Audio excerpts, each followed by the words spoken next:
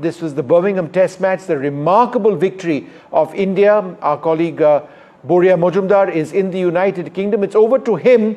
It is travel day for the Indian cricket team and for the NDTV team as well. Everyone is London bound for the Lord's Test. Boria, thanks very much for being with us.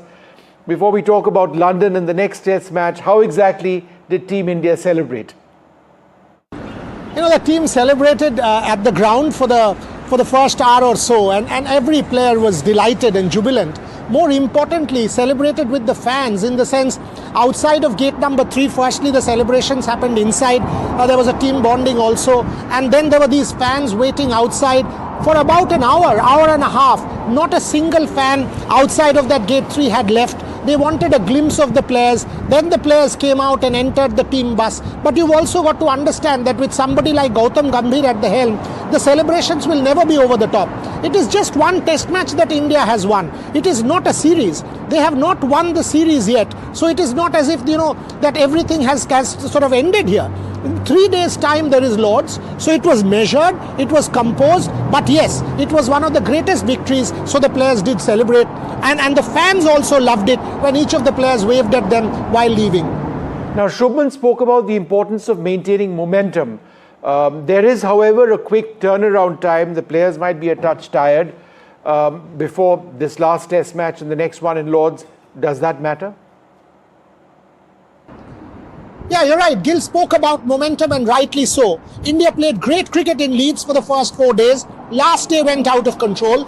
Here in Edgbaston, once India started bossing the test match, at no point in time did they let England off the hook. And that for me was the standout. And that's where they got momentum. The fact is, today is travel day. Today is travel day, a couple of days ahead of Lords, and then 10th the test match starts. Very quick turnaround. Very, very quick turnaround, and that's what we've got to see. India cannot lose momentum, and I don't think that will happen. That, for me, is the key at this point in time. Well, another big story, Akashdeep. Did you see him post the match? He seemed to be really emotional. He's dedicated this win to his cancer-ridden sister. An incredible performance by a man who believes that he belongs there. And I just thought it was so touching to see him at the end of the match. Yeah, the big story has to be Akashdeep, somebody who takes a 10 for, an absolute 10 for. And Akashdeep is a great story by himself. I had a brief chat with Akash one day before the match started, match day -1. He was actually going out to bat in Edgbaston. The practice nets are outside. Akash was going out to bat, and he had done his bowling stint.